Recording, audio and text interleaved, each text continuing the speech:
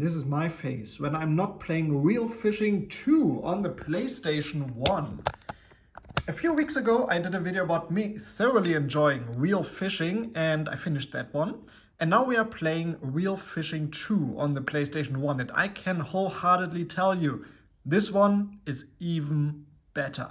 So let's check that out. First of all, this game introduces ocean fishing. We are no longer limited to freshwater, to little rivers and lakes. No, we are out in the ocean as well. Well, as far as I can tell, so far there's one ocean stage, but I'm sure there are others as well. The fishing is now completely 3D.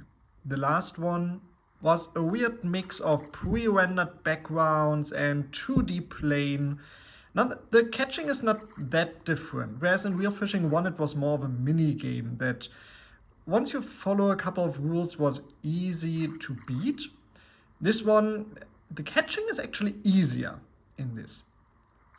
But I would say, I'm not a big fisherman, it's more realistic than part number 1, because you can reel in Reel Fishing 1, it was a back and forth between you pulling the line and the fish pulling the line. Now in this one, it all depends on the size of the fish. If you remember in the first one, there was bitterling that you could catch, and bitterling are very small. They don't really put up much of a fight, if I get like the centimeters and inches correct, but you still have to fight them back and forth. In this game, the small fish just reel them in, no problem at all.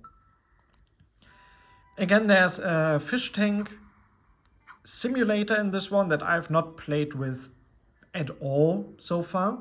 For me, it is less interesting than it was in Reel Fishing 1. But I'm sure for people who like that stuff, you can catch your fish, you can keep them, and then put them into a fish tank. There's a lot more diversity in bait and reel and rods and so on, and you unlock new stuff all the time. The whole structure of the game is a lot different from Reel Fishing 1, where you really just chose your stage and you started fishing, right? And there were targets to hit that you could look up in the manual. It was a bit of a hassle to keep up with all of that. You always had to consult the manual to see, okay, what size bass do I need to catch in this stage in order to unlock the next one. In this one, it's a little bit more straightforward. There's a notebook in the game that often tells you what you're looking for when it comes to size. In this case, we have to catch one of these, which I think has to be 2 feet or over. They tell you in the instructions, oh, like they can go up to 3 feet. Well, you'll not catch one that big, but do your best. So my guess is that you have to catch one that is 2 feet or over.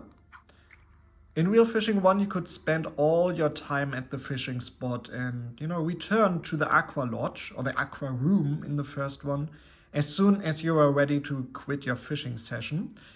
This game is based on a calendar system. I'll show you more about that later, but you always spend an in-game week fishing.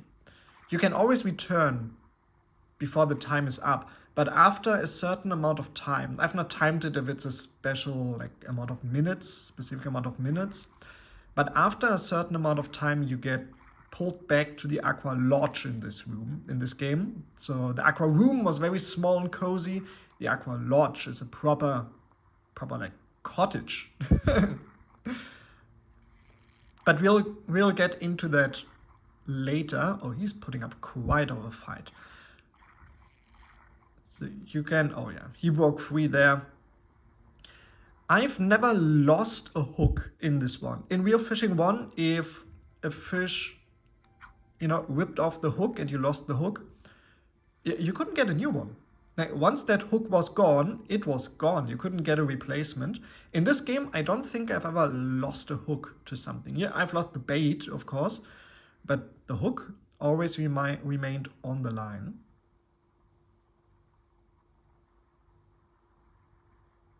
Come on, give me a bite. Hooking some of the fish there's a lot more variety. In the original game, it was very straightforward. Once you got the technique down, you could basically catch any fish you want.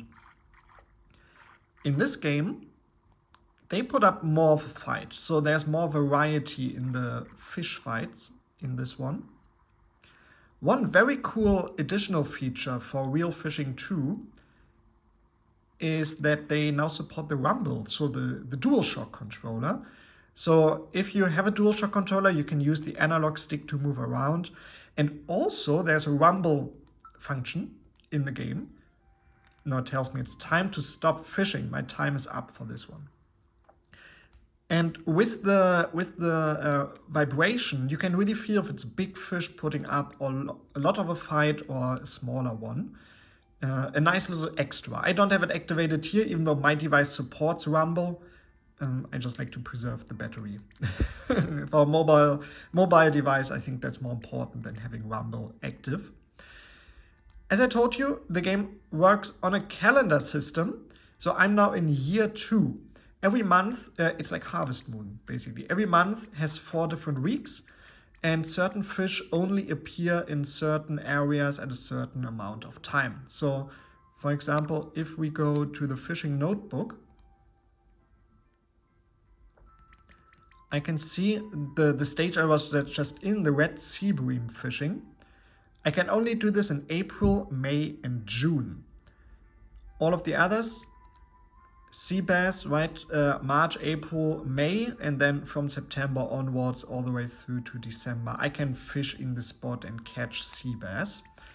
One exception is the variety ocean fishing over here. I will go into the ocean later on, but you can catch stuff all year round.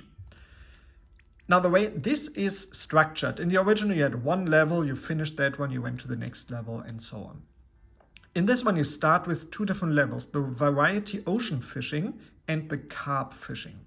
Now, variety ocean fishing is a bit different from the other levels because in this one, you don't really have a goal. You have 3 different areas and your goal is to catch as many fish as possible. I think in order to unlock the next stage, it tells you in the manual, you need to catch 12 different types of fish in the ocean area. Whereas with the carp fishing, this is where like Real Fishing 1, catch one like over a foot long, and the char fishing unlocks, catch one over a foot long, and the longmouth bass fishing unlocks, and so on. There's always a target to hit in order to unlock the next stage. Like the first one, there seems to be some lock in there somewhere, where you can't catch the size you need on the first visit there. At least I've never done it. It's always when you return to that spot, then, in my opinion, the bigger sizes unlock. And I've unlocked most of these like on my second visit to the area. Now, before we go into more fishing, now we have a fishing magazine that comes out every month and gives you some vague hints on what fish is out and what fish you can catch in what area in that month. So that's a cool little in-game world building thing. We can look at our collection now. All my flies are in this one. We can go to the stock corner and we can look at all the rods I've unlocked. Every time you enter a level, your character buys a new rod and a new tackle or a new reel. And you can look at them all in your collection. So if you are interested in fishing, I think that's pretty cool. For me, it doesn't really do much. I'm not a fisherman myself. I don't have the experience. So I just do the mini game basically, go fishing. But I don't care about having this collection, but it is pretty nice. It is pretty neat. The tank room now has 3 different tanks in it. The seawater tank, the freshwater tank, and the running water tank. So, and in each, I think you have the room for 3 different fish. So you can put a lot of fish in here. I don't really like this as much, that the water lodge is split up into 3 different areas. What I really liked about the aqua room in Real Fishing 1 is that you had it all in one, in one view. You could see the fish tank in the background. You could see the notebook on the table. You can see like your medallion where you collect your little orbs there. like every time you unlock something new. This game doesn't really have that. Also, the fishing master is gone. Like you cannot talk to a fishing master here anywhere. There's no picture of a live action man giving you hints on fishing. That's what the fishing magazine is for now. Well, let's go and check out the variety ocean fishing and catch a couple of fish before we end the video. I can just tell you, these FMVs are great. I really like as a game, Wheel Fishing 2 is really a big improvement over Wheel Fishing 1. I'll play this, you can skip it, like you don't have to watch this all the time. Wheel Fishing 1 really reminded me, it came out in I think 96, so around the beginning of the PlayStation era. It's more of a multimedia experience. Like when you think back to systems like the 3DO or the CDI, it was more about full motion video. It was more about like digitized pictures and having that, music and having that multimedia encyclopedia experience, basically. This one is really more of a game. Like you can see, like they really used the 3D. Oh, he got away. They really used the 3D capabilities of the PlayStation 1.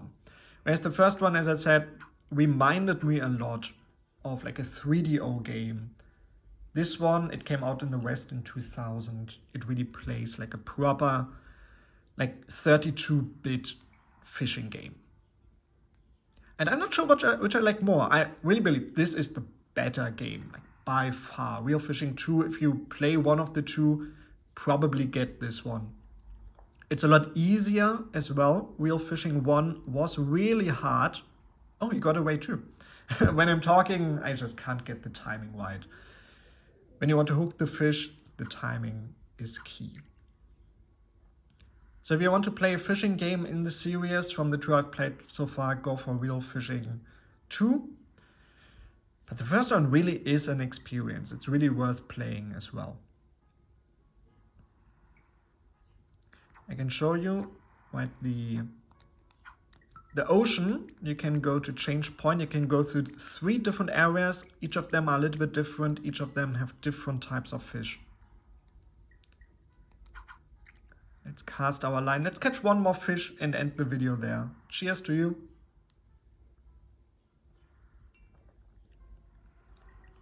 I've gotten quite a few positive comments on the Wheel Fishing 1 video. Some of you seem to have played this as a child. So I'm happy to hear that the game or the series seem to have a pretty nice fan base in the fishing game community. I'd never really heard of it before I got into the series and I played the first one. And now I am hooked, I tell you. Like the fish I'm trying to catch, I am hooked. As you can see, like I can reel in the line. I wanted to say he doesn't get away, but I just pressed the button to show you and he got away. In Wheel Fishing 1, he would have vanished. In an instant, snapped the line, cost me my hook, and then I would have to reload my save. Not really a thing in Wheel Fishing 2. Tell me your experience with the series. Do you like Wheel Fishing? Have you played the series? From what you've seen, do you like the Wheel Fishing 2 more than the first one? As I said, some of the aspects I really like about the multimedia experience of the first one as a game. This one is a lot better. Thank you very much for watching. See you in the next video. Bye.